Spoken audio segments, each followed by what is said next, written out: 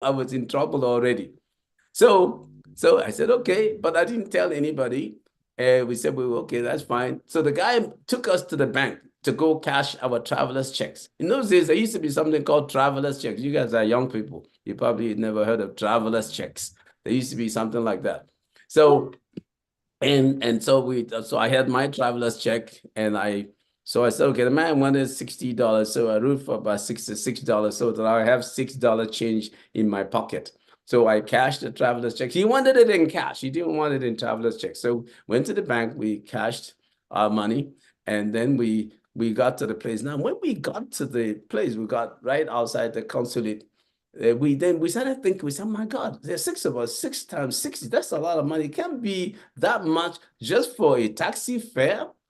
It's from the airport. We started to argue, and then guys saw us down. They saw that these are young Nigerian guys. We didn't know much in New York City. I'd never been in a city like that before. The biggest city I'd ever been to in my life at that time was Port Harcourt, and I used to be so odd, going around Port Harcourt. So anyway, so we got there, and the embassy guy came, and you know what? The whole thing was $60. That's all we needed to pay. So each of us, all we needed to pay was like $10 a piece instead of $60. But it was an interesting thing. So by the grace of God, I went to school in Wisconsin, and then I finished up in Texas. I got a PhD in political economy, studied economics, and taught economics at the University of Dallas. Worked as a senior economist, principal economist for J.C. Penney Company.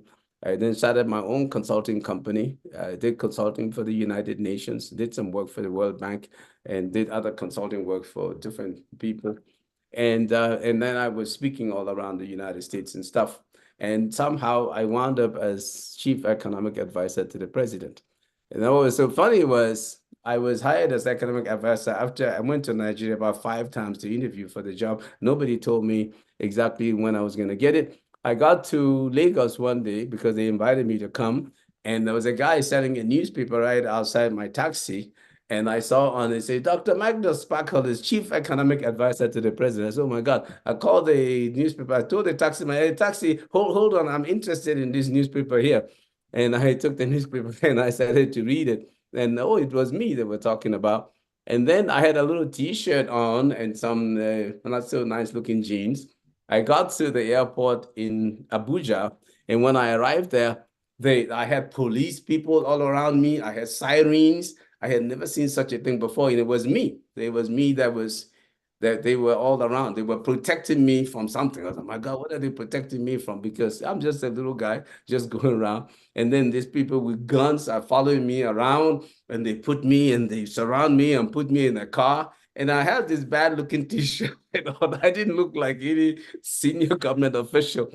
And then they took me to the Hilton and they put me on the 9th floor. I had a 2-bedroom apartment at the Hilton. And they said, this is where you stay. I was amazed. I said, me? This is where I stay. And they said, yeah. And they said, well, by the way, you are also the Minister of National Planning. In those days, they called the CEO of National Planning. And then there I was. Now, so how did all these things happen? And what was happening there? What was happening there was the fact that I was ruling my world. I was prospering, all of the whole process. And so what I want to do is to share this experience with you guys, is to show how you can become president of Nigeria and how you can become the DG of the WTO, like Ngozi Okonjo-Iweala, as you can even be president of the United Nations, as how you can become like Dangote or like Alhaji Rabiu, or like Adenuga, Mike Adenuga. So how you can become anything that you want to be. Anything you want to be, you can become it. So this is why we're having this conversation. It is my great interest that you avoid poverty and that you avoid poverty stress. The one thing is I want you to note, if you've never been in poverty before, if you fall into poverty and stay in it for 3 years, you will never be able to get out of it anymore. So don't allow yourself to fall into poverty, because then you will not be able to get out of it anymore if you do that. So don't do that. So this course is to help you to do that.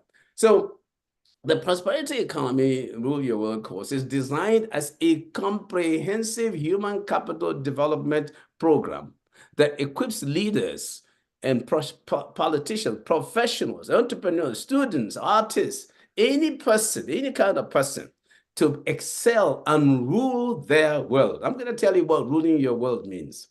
So this course is going to emphasize the fact that it doesn't matter how your past was, that you, as Ms. Esther said, that the future holds better opportunities for you. I want to show you that you can do this. The future is going to be much better for you than anything that you ever expected. And that I'm going to show you how you can create, how you can make sure that that happens. These things don't happen by themselves. Time is neutral. Don't say with time something will happen. With time, nothing will happen. Time is neutral. It can be used negatively or positively. And I want to let you know that human progress does not come carried on the wings of inevitability. Human progress is never inevitable. It does not come on the wings of inevitability. It comes because you do something. If you just say, oh, well, this evening we'll be in London, and you just go and lay down on your bed, I guarantee you that you will never be in London. You must do something about it. So we're going to talk about we're going to explore the wide range of skills, soft skills, hard skills, global competencies, emotional skills, as well as examples of how you can even use music, dance, and all these kind of things, to be the best that you can be. This is what this course is about today. Today, we are doing an introduction. Okay, so just to let you know, we're doing an introduction today. And then as we go forward, we will go, as Esther has listed some of the things that we're going to do.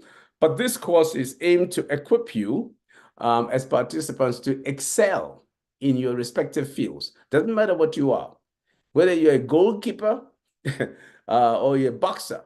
How can you be the best goalkeeper? How can you be the best boxer? How can you be the best anything that you want to become? It's about creating a mindset of personal awareness and control. Are you aware of yourself?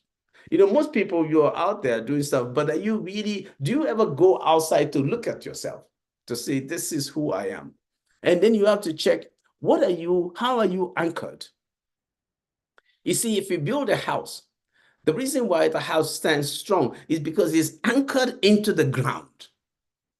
You see, the trees that stand strong during hurricanes, during strong winds, is because they are anchored into the ground. If you're just on the surface, just planted on the surface with no roots, you are not likely to be successful. So everybody has to look at themselves all the time. You got to do this self-examination all the time. Who am I really? Okay. Do I have self-control? Do I just say anything I like at any time? Am I intemperate in the things that I do? What's the nature of my temperament? Do I have what they call a hot temper? Okay, do I know how to bring people together? Am I free and sociable with the people that I deal with? Do I have good neighborliness? So we're going to look at all these kind of things, okay? So you would develop a holistic understanding of human capital. You've heard of human capital before, but I will tell you another way of looking at human capital today. And it will change the way you see your life, the way you move forward, because of your understanding of what really human capital development is. It's going to be very different from anything that you ever learned before. We're going to also show you resilience, because adversity will come.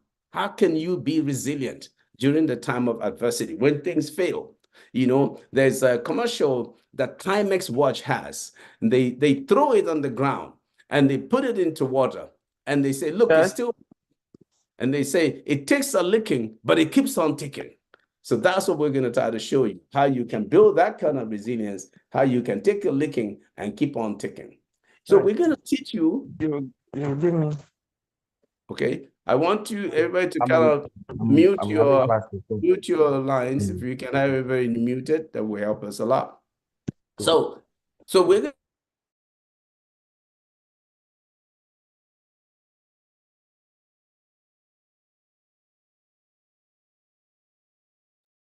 Sir, I muted everybody, so you need to unmute yourself. Okay, thank you so much. Okay, can you guys hear me now? Okay, there I was talking. I didn't know that I was muted. Okay, so now, we're going to teach you how to have a new skilling mindset. Okay, because you're not going to be able to succeed if you don't keep learning new skills. That's how the world works today. You will learn new skills. So now, because of time, I'm going to get into a new area now. Okay, we're going to talk about something very concrete starting now. So are we ready? Good. All right. So what is prosperity? Ha! We hear prosperity all the time. What is it? So I'm going to give you a definition that is different. But before I give you this definition that's different from what you've heard about prosperity before, I want to tell you about the light. I'm going to tell you about that light. You're wondering, what light is that? On the first day of creation of the world, there was a light that was created. On that first day, there was a declaration that God made. He said, let there be light. And there was light. But notice that that light was not the sunlight or the moonlight, because the sunlight and the moonlight came on the fourth day, not on the first. There was a light that was created on the first day.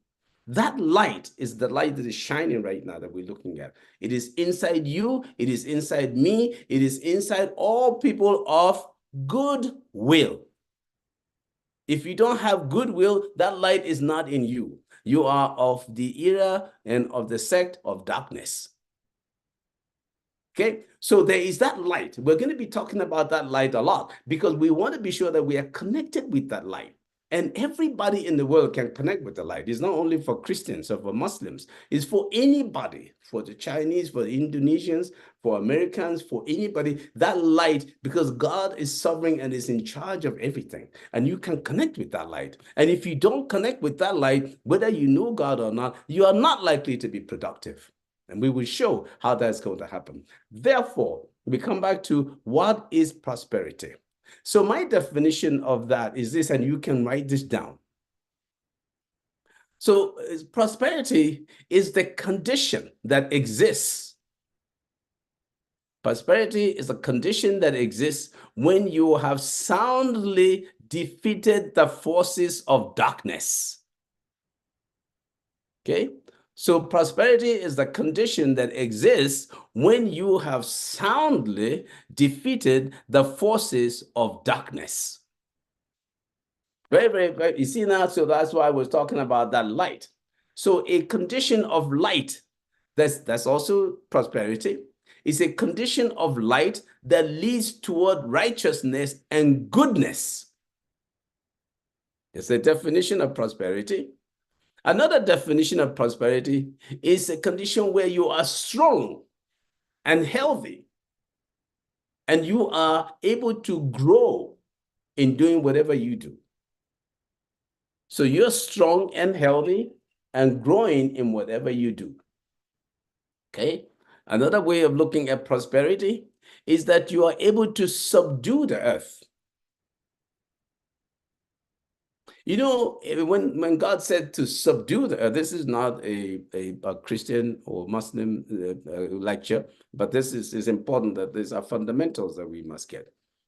So to subdue the earth means what? To remove the weeds, to remove the bad things, okay? When you subdue the earth, you remove the bad things, you remove the wild animals that will eat your crops so that you can be productive. In those days, in the early days of the world, there were no factories. Okay, they didn't have universities. So people were just out on the farm. And the main thing that was important was how to subdue the earth and to remove the weeds and all those different things and to tend and care for the earth and keep the land productive. Now, therefore, prosperity means about how to be productive. So how can you be productive? So here's the thing. You will not be productive if you have weeds. If you have wild animals. Can you imagine you are in a situation where you have weeds all around you? If you're in your house or your factory or wherever, and there are cobwebs all around you, and there are wild animals that are pervading your environment, and there's too much heat, and there's whatever, and you're not able to overcome those things, then you are not going to be productive.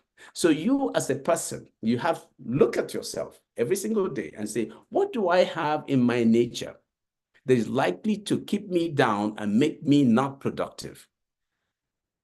If you do not remove those things from inside of you, then you will not prosper.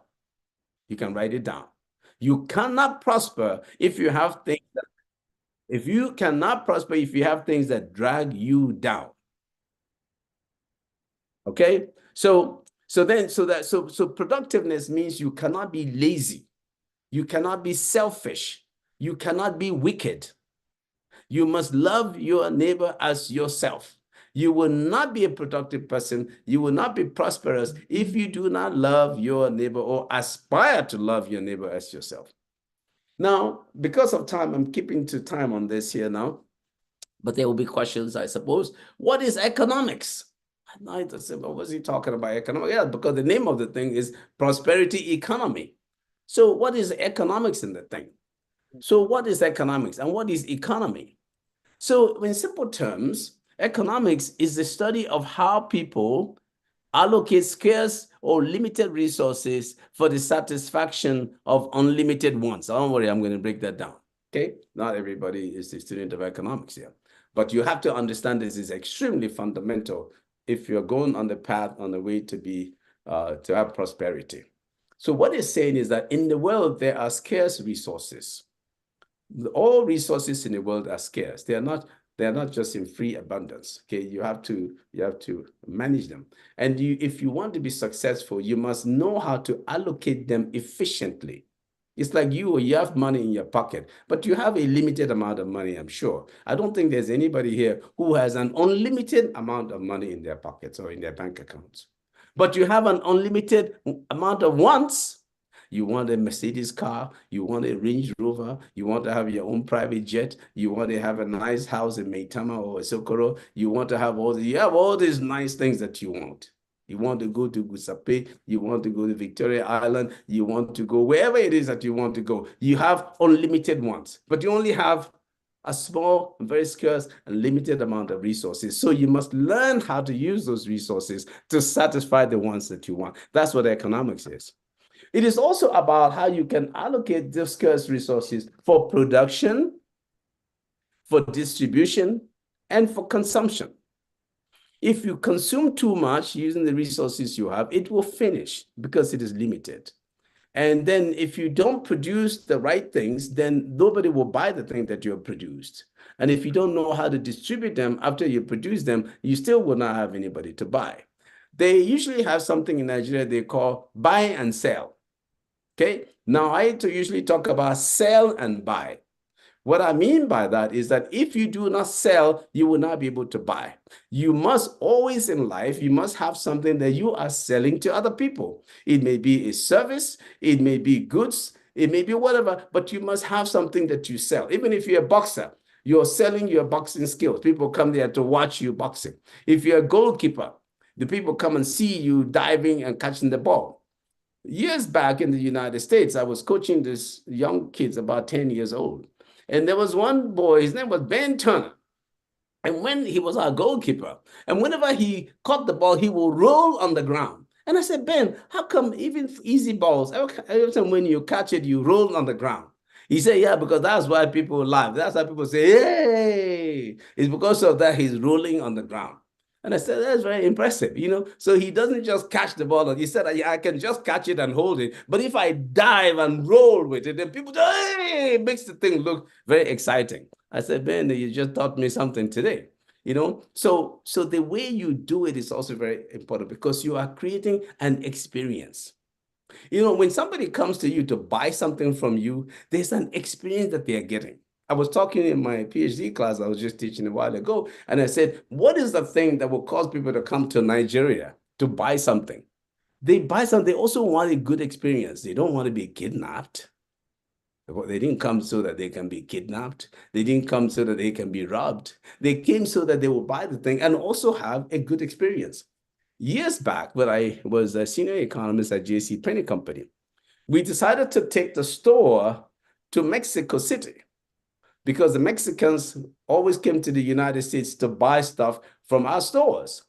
But we discovered something, that most of the people did not go to our stores in Mexico City. They flew instead to New York and went to our store in New York to buy the stuff. They didn't buy it from Mexico City because they said they also wanted an experience. They wanted the experience of being in New York and seeing all those different things, not just to go and buy something and go.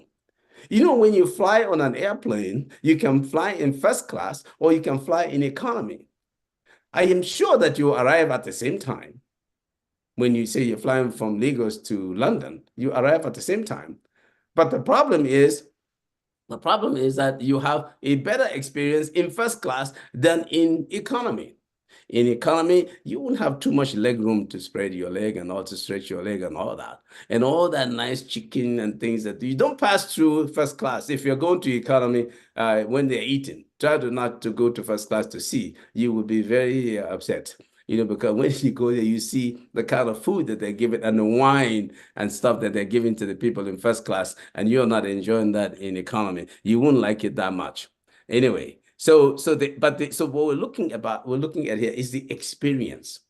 Now, in economics, there's something called microeconomics, which is about you, the individual, and about households. And then there's another thing called macroeconomics, which is about the larger picture. It's about the aggregated things, the things that concern the whole nation.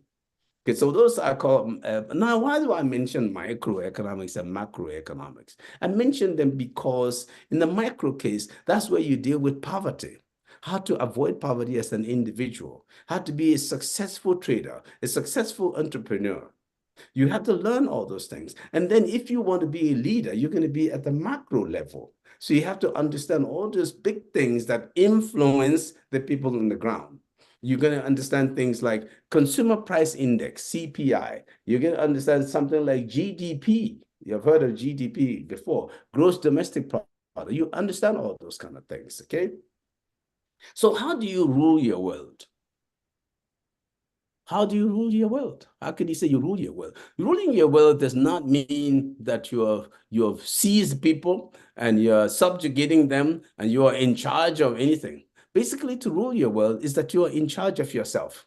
You know, in this world, most people don't realize this. We are practically, in a way, alone. You are responsible for yourself at all times. The day that you were born, even if you were twins, did you know you had twin brother or sister? That day that you were born, did you know that you were twins that came? Even if you were quadruplets, did you know that anybody else came with you? You're not concerned with that. You're only concerned with yourself.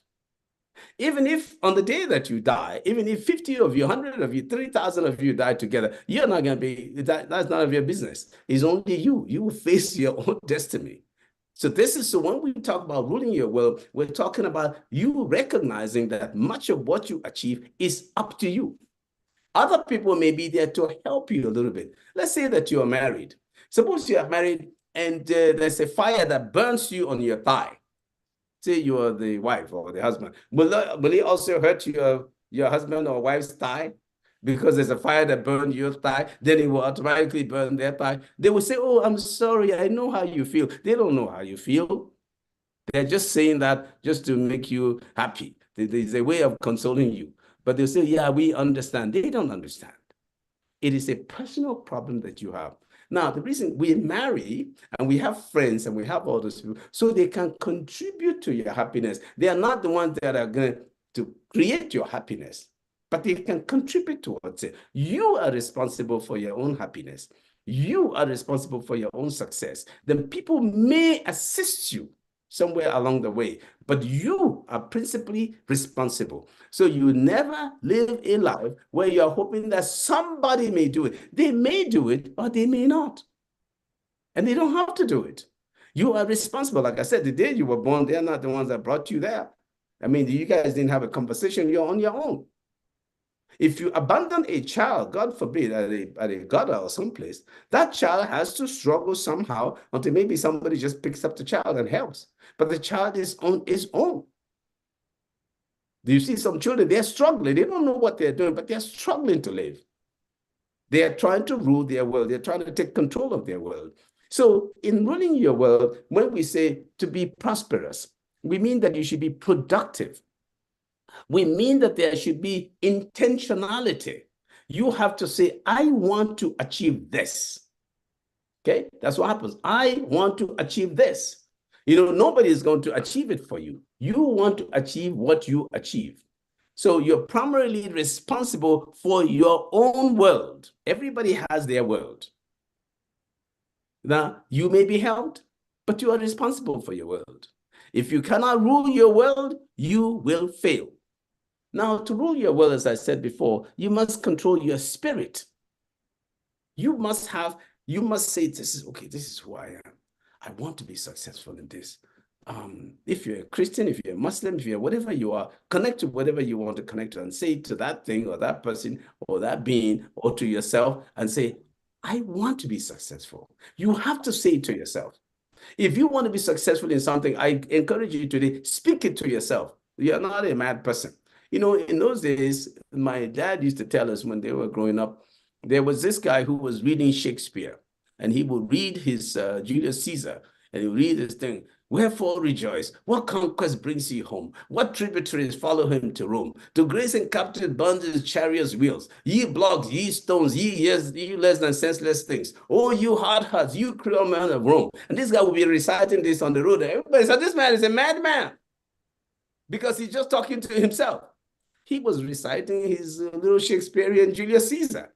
He wanted to be sure that he remembered it, he knew it, he liked it, and he's just reciting it to himself. So the point I'm making to you is that whatever you want to be, recite it to yourself all the time. Speak it loud. Speak it loud. Speak it loud. I want to be this. I'm going to be this. I'm going to be that. If you want to pray, you pray about it. Speak it loud.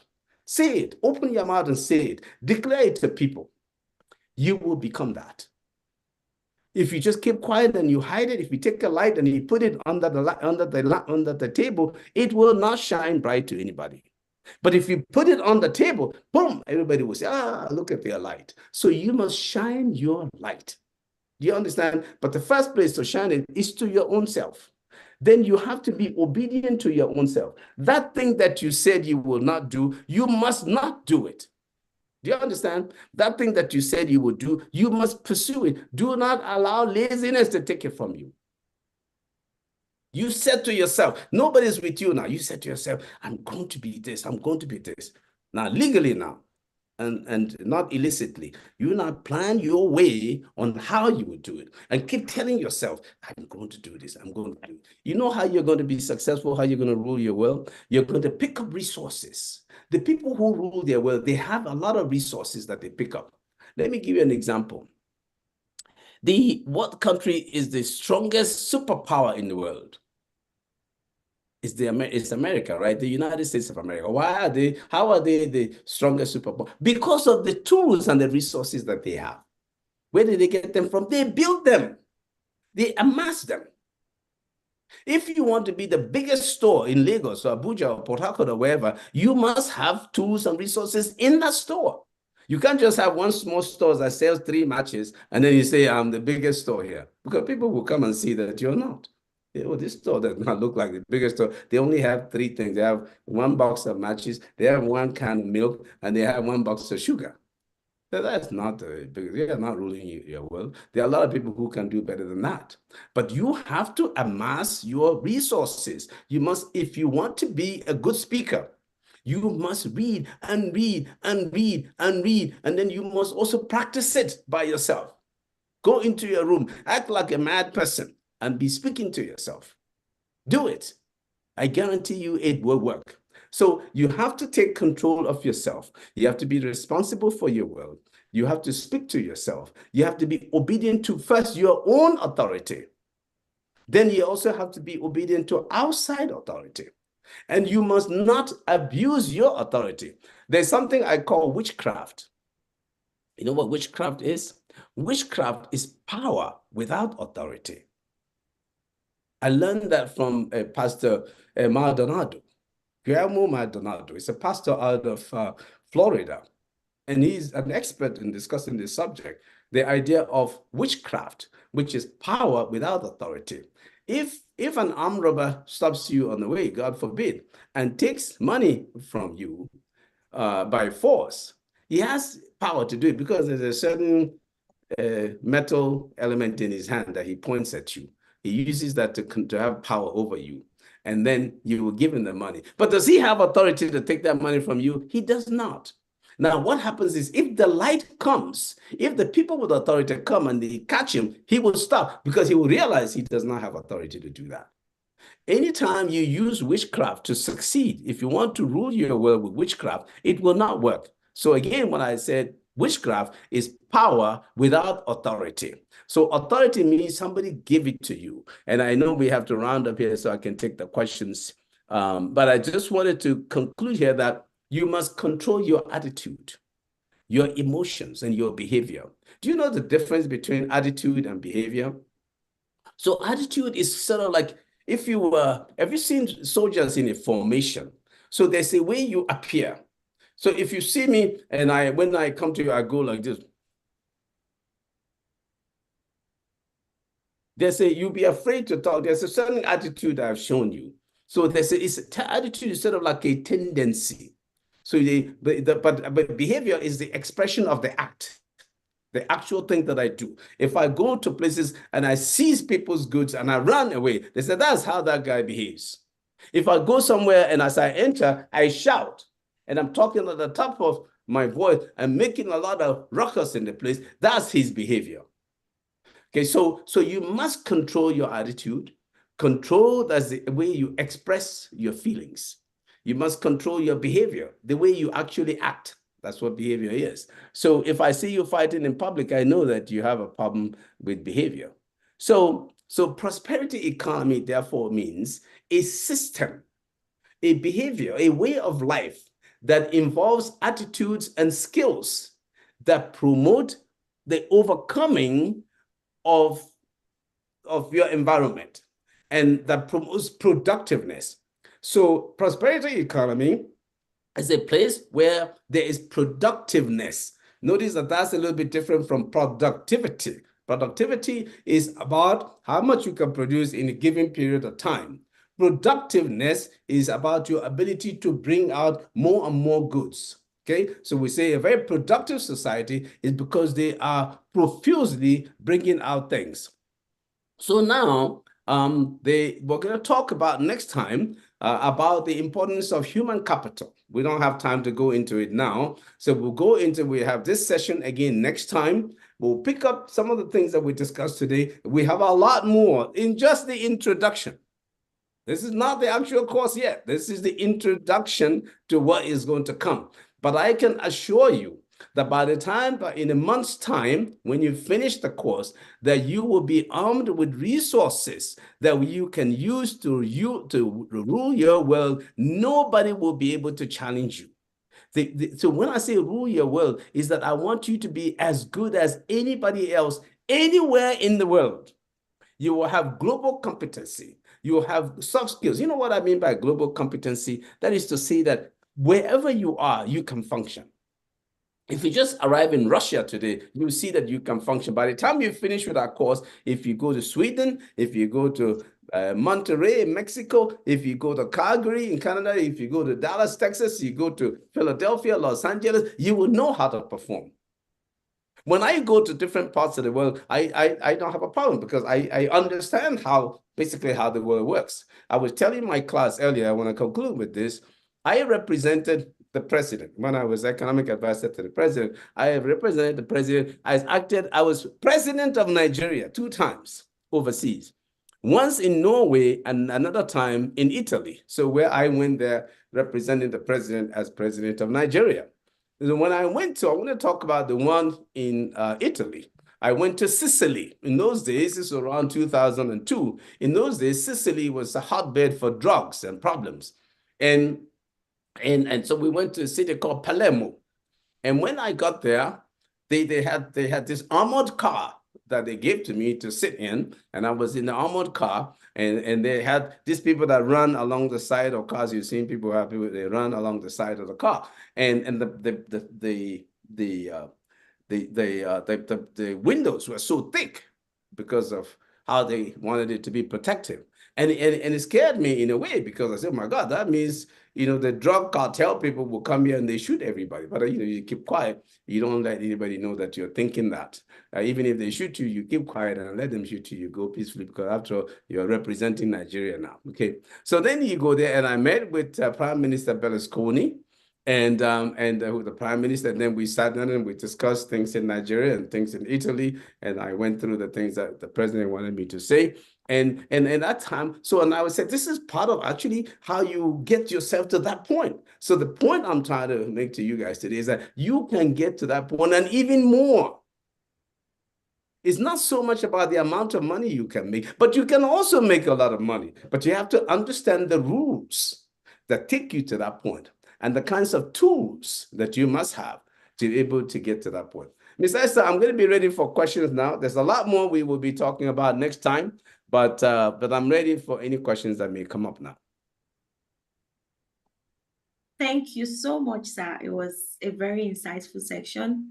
One of the things that I caught was when you said, how do you rule your world? First, recognizing that much of what you achieve is up to you.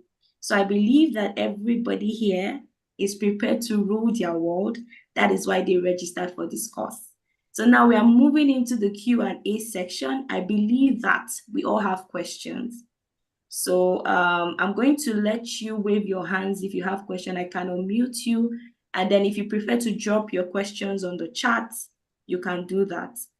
I can see Mr. Melvin waving his hand. Okay, I mean, you can react, but it's okay. I think you're muted, so you can talk. Mr. Melvin. Yeah, first of all, thank you, Prof. Thank you, Ms. Esther. It's not really a question, but I am happy to be part of this class. I've missed something like this several times ago, so I'm happy to be part of this class. And my question will go to, Prof, you said today is an introductory class. So I was just kind of introducing myself. So my question will go to, when you said you are the one in charge of yourself, if you want to rule your world, I understand that a little bit, but not at some point, not at some depth. But in a situation whereby you have some qualities and you're not given that opportunity, or you don't have the privilege to follow up what will make it to achieve what you want to achieve, what will you do, Prof?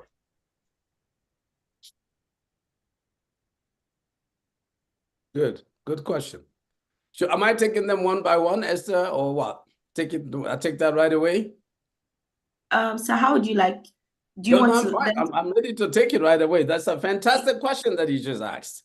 Yes, so, please. Mr. Melvin, I applaud you. A wonderful question. So the thing is, because that's really the challenge, guys, is how are you in charge of yourself? I mean, especially, so have you ever been in a place where you're working for somebody and no matter what you do, they say it's not good? Doesn't matter what you do. You do, whether if you like do anything you want, the person says it's not good. So that's the time, because that's the question you asked here. You're in charge of yourself, but you don't have the privilege to perhaps express yourself, right? So yes. That's a very, very good question. It happens all the time. First of all, there is no magic in the world. Some things take time. When you want to be a boxer, if you want to be a heavyweight boxer, it is very difficult that you can win the heavyweight championship in your second fight. You may have to fight about 20 fights, beat many other people. Then you show people each time it's like you're graduating from one class to the other. So you pass this class, that you say, hey, I passed that one. So you in the next class say, I'm going to pass it the same way I passed the one below. And you keep going there until you get to the top. That's what the boxer does. He keeps beating all these people. Then he says, yeah, that chump there, I think I can beat him because he's just like the other guys that I also beat. So when you are in a place where you're working hard, they don't recognize what you're doing, you keep on doing it. You never stop. I said about you take a licking, but keep on taking. Eventually, either that person or somebody else will see it. And if nobody sees it, you know what's going to happen? You may eventually go somewhere else. In fact, I always say to people, if you're very good at a company and they fire you, that is the most glorious day that you ever had in your life. You knowing that you are doing so well and they fire you from that place, because I guarantee you that is an opportunity for you to go and excel somewhere else. I've seen it happen. Now, if you just quit your place of work by yourself, when you are showing bad behavior and you just leave and say, I don't like this person, the way the person is treating me, I don't like it, I'll just go. You may have difficulty outside. You may have difficulty. So my thing is, there is always a way out. Keep on doing what, and in fact, you know what happens sometimes? Sometimes that your boss may run into, that's in a serious environment. Even in an unserious environment, it also happens. The person may need you at some point and say, my God, go to Mr. Melvin. You know that he's been telling me this thing. I know I didn't listen to him. One day you see the guy come to say, Melvin, that remember, he may not be very nice. That thing that you were talking about, what is it? And then you show it, boom. And the light just shines in his mind. So my solution to that, keep on going. Never let it discourage you, because you're ruling your world. Even he's not inside your world. I mean, I tell my colleagues that work with me in my office, I say, whatever you learn, if you want to leave, I cannot take it from your head. You have learned it already. You have that experience. Nobody can take it from you. You may have, you will not, you may, you will definitely have somewhere else. And if the place becomes extremely difficult for you and you see that there's no way you can really express yourself, that may also be time for you to explore other places. You know you have it. You know you've got it. There are a number of places. And let me tell you, everybody here, it is the world now. It is not only your village. In the olden days, when the world started, if you ventured out of your village, you get killed. There were these savages that were always outside. They were always right outside your village that will kill you. But today, the whole world is in the palms of your hand. If you have what it takes, they'll be looking for you here in Calgary. If you have what it takes, they'll look for you in Berlin. But you have to have it and you have to showcase it. You rule your world. Showcase yourself. Speak it to yourself and speak it to the whole world. Let them know that this is what you have. They will look for you. Yeah? Thank you so much, sir. I think we would take the questions and then you would answer them. Let's take all the questions. I can see that Friday is raising his hands and we have one question in the chat. So I encourage you, if you have questions, you can raise your hand or drop them on the chat so that we can have them together and go through them at once. Thank you. So Mr. Friday, you can unmute yourself and speak. Okay.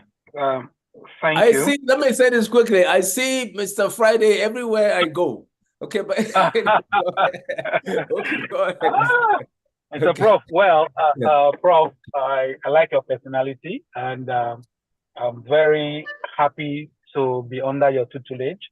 That was why I decided to be in this class. I wanted to hear more of you, you know, and I think there's so much I can draw from you.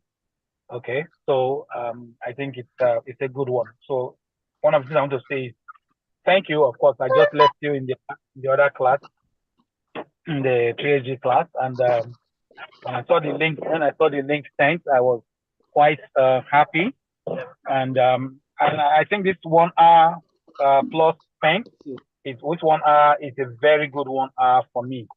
So thank you, Prof. I want to believe that you will be telling us, we'll be giving more details. I think you've talked about maybe for 1 month, the pricing and then the time it will hold and all of that is something.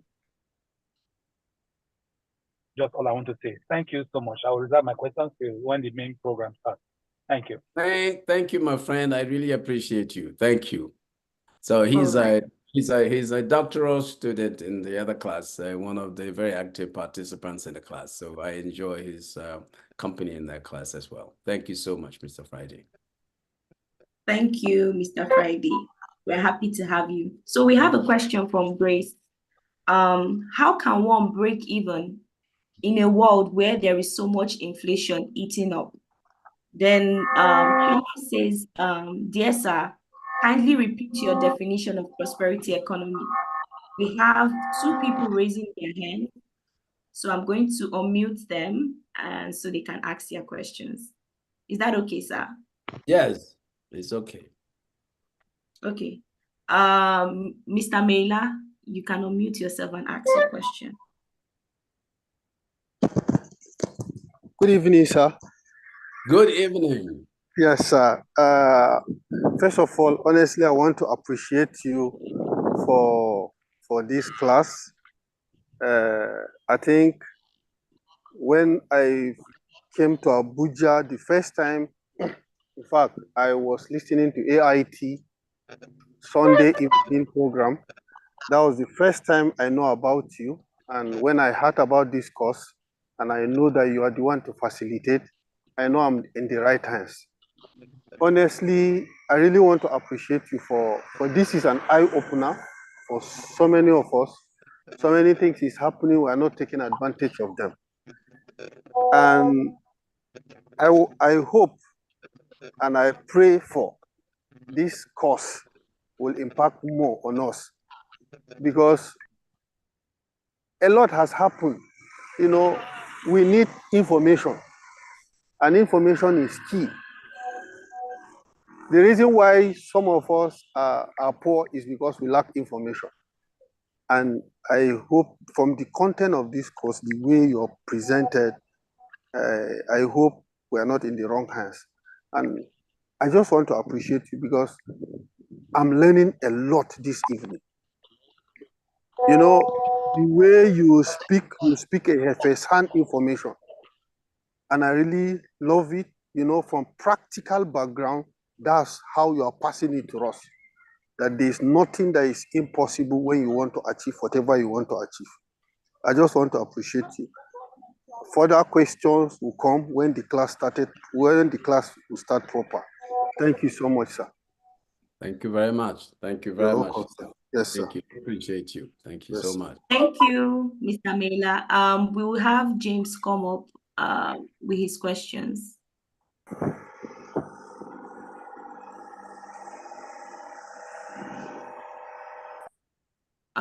James, can you speak?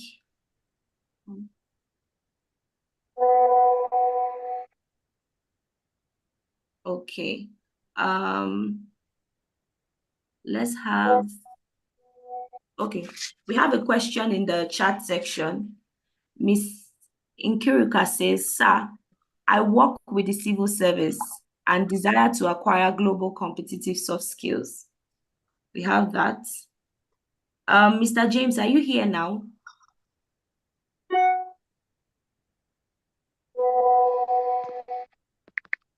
Okay, I guess not. Mr. Kabir, can you speak?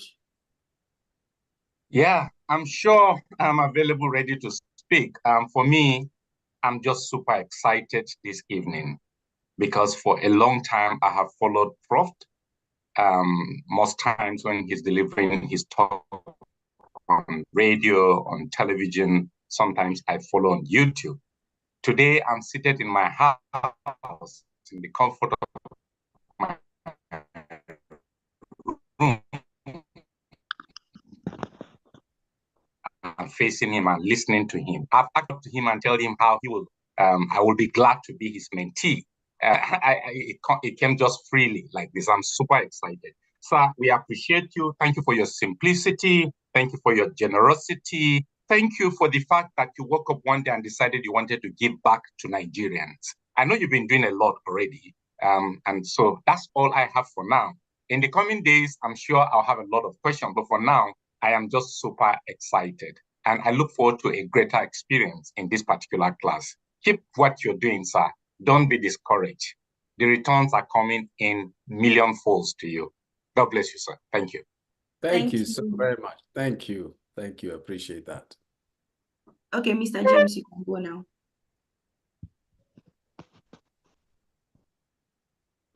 So we can't hear you, but I can see that you're speaking.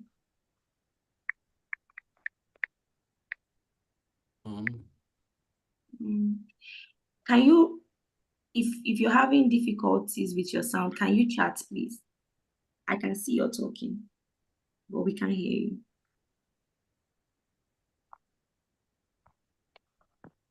Okay, we have another question, sir. Yep. What is the relationship between economic growth and environmental sustainability? And how can I balance these competing priorities in my business as a food vendor or agro-food farmer?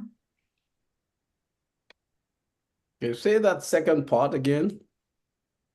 How can I balance these competing priorities in my business as a food vendor or agro-food farmer? Okay. Okay, thank you very much. First of all, the relationship between economic growth and the environmental sustainability. First of all, you know, when economists talk, I'm an economist, so now I'm gonna answer the way it should actually be when you talk about economic growth. Generally, when you hear in the news, on the radio, TV, the newspapers, people talking about economic growth, they're just looking at the change in the output from the year before. So let's say the output this year, last year was 100 widgets, and this year is 102 widgets. Then the GDP growth rate was 2% because it's 2 more than last year's. So it's 2% growth rate. But in reality, what is happening is what's happening underneath that. What's happening is what causes that growth to happen. There are factors, there are resources. Remember earlier I said that to rule your world, you have to gather resources, you have to gather tools. You cannot rule a darn thing if you don't have the tools to use to rule. How can you conquer someplace if you don't have tools? You must have tools. Even if it's brain power tools, you got to have it. So what happens with GDP growth is that there are what economists call factors of production. Most of you are economists, so you know. The factors would be the common ones that typically people just say would be land, labor, and capital. Okay, so GDP growth is actually the growth in those factors of production.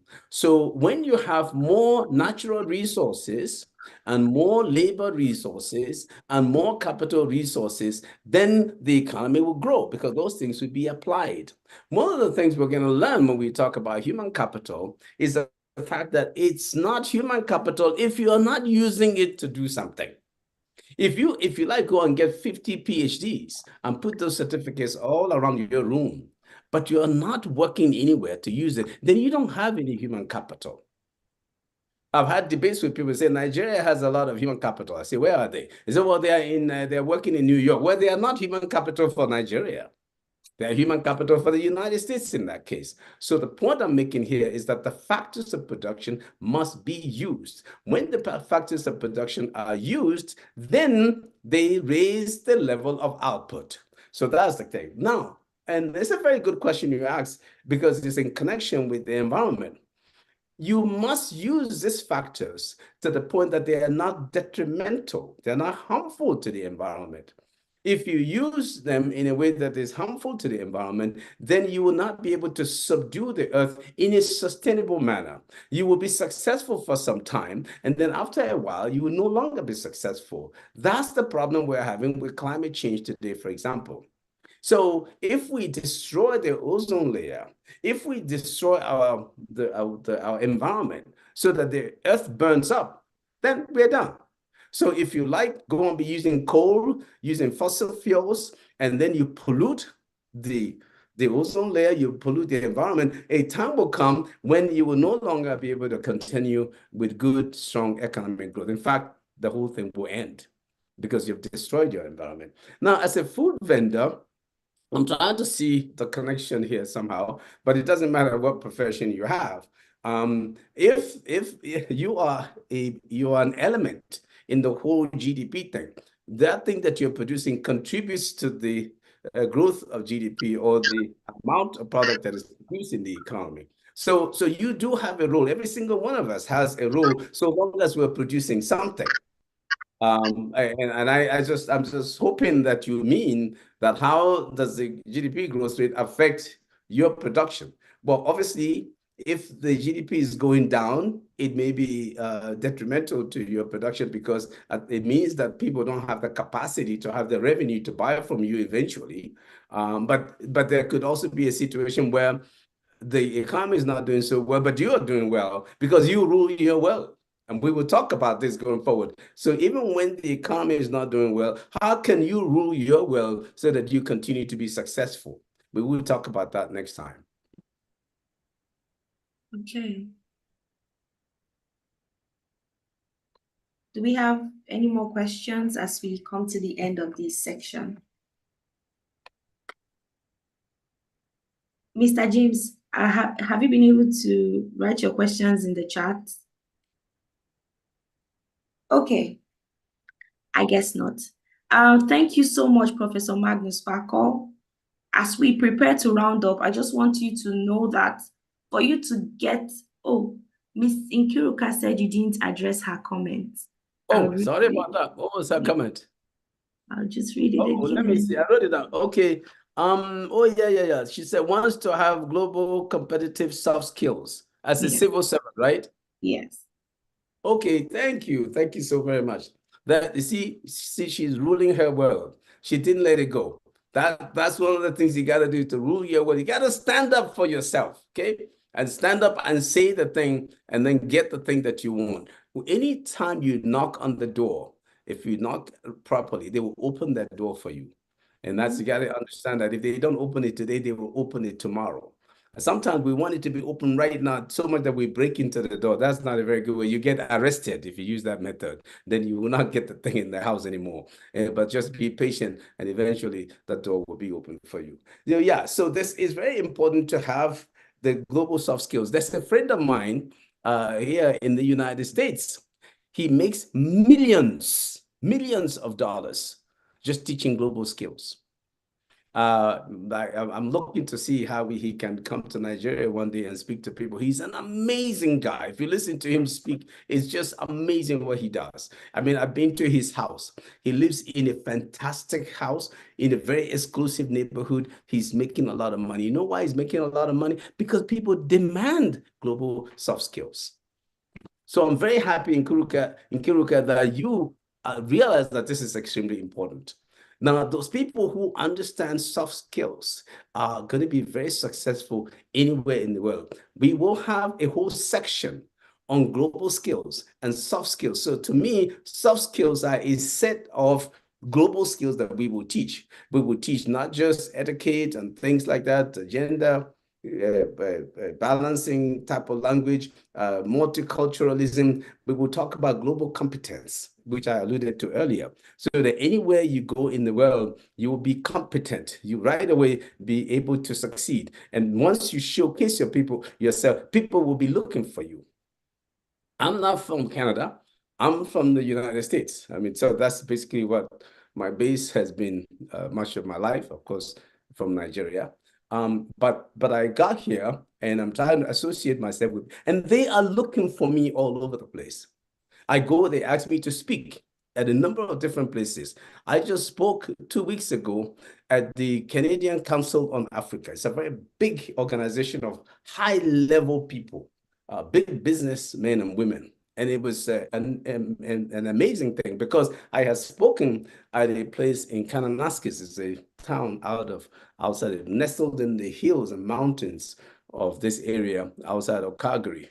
And I had spoken on the outlook for jobs in the province of Alberta, vis-a-vis what's happening around the world.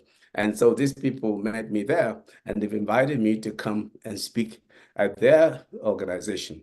I'm going to be speaking, I have done a little speaking to the indigenous community here that is so-called oil-producing host communities.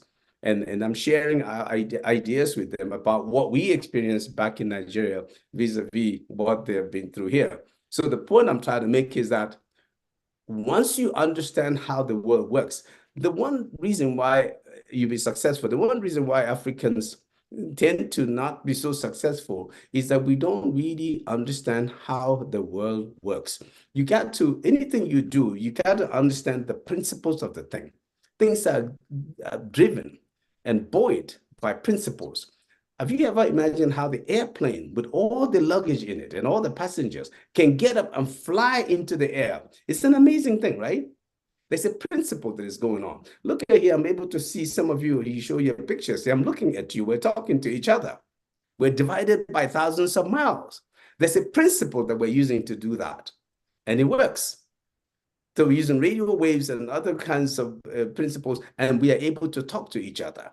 You use aerodynamics and the thing's able to fly. You follow the principles of gravity. So there are principles that have been created into the world, and those who know how those principles work succeed.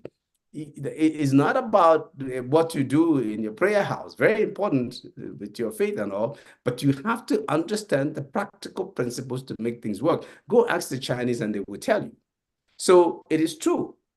You must know the soft skills that will allow you, especially as a civil servant, to go somewhere and be successful. If you're representing Nigeria and you go to some place to talk, there's a way that you talk to them, that you connect with them, that will allow you to be successful. You get the thing that you went there for.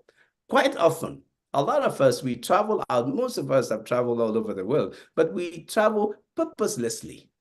We don't really know why. We're just going there. Let me just go to Italy. I mean, that's a complete colossal waste of money. Let me just go to that. There's nothing like that. So when you go to, even if I'm not saying you can't go and do, but you may go there to check out restaurants. You want to see how the Italian restaurants are. You want to see their shops. There's a certain experience you want, but you must have some reason why you've gone there. I want to go and get business. I represent Nigeria. I'm in the civil service, and I want to get this kind of business with Nigeria. Now, think about this. Can you think of all the trips that government officials make every year, going all over the world? Try to balance that with what they come back home with. You see that there is a small imbalance in that equation.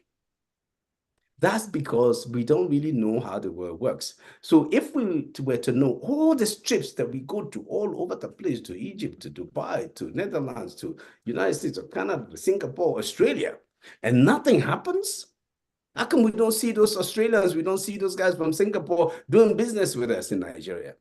There's a reason why that is the case. The reason is because we don't have the skills to be able to get the output that we want. In this course, we will understand how we can do that. It's a very good question you've asked in Kiruka about the soft skills. Soft skills are a very important part. After a while, we're going to give you a list of the courses that are coming up so you can prepare for the courses. We have the list already, so you can see what's coming up. Okay, great. So you just covered Mr. James' question because he asked, "Sir, I'll be happy if you avail us the next topic so we can prepare for the next class." Thank you so much, Prof. Thank you. Thank you so much, sir. We have come to the end of the Q&A section. Now, before we go, I would like you to know that we would want you to get the full experience of this course. So we have a review section coming up, and we call it Friends of Magnus Sparkle Prosperity Economy, a review with Esther. So here we are going to discuss what we learned and how we plan to imbibe it in our everyday life. So I want you to know that we'll be communicating with you via your mails and giving you more information on when this review is going to hold and inviting you. I encourage you to come and come on time. But the next class with Professor is going to be next week, Friday at 7 p.m. the same time. Further information will be communicated to you, and you can feel free to reach out to us. Our information is on the screen now. You can save that in case you need to communicate with us at any point of the day. We'll be happy to speak with you. Thank you so much for joining us, and have a nice day. Goodbye. I'll give you some time in case you need to screenshot what is on the screen, and I'll end the meeting. Thank you for coming. Have a nice night. Thank you.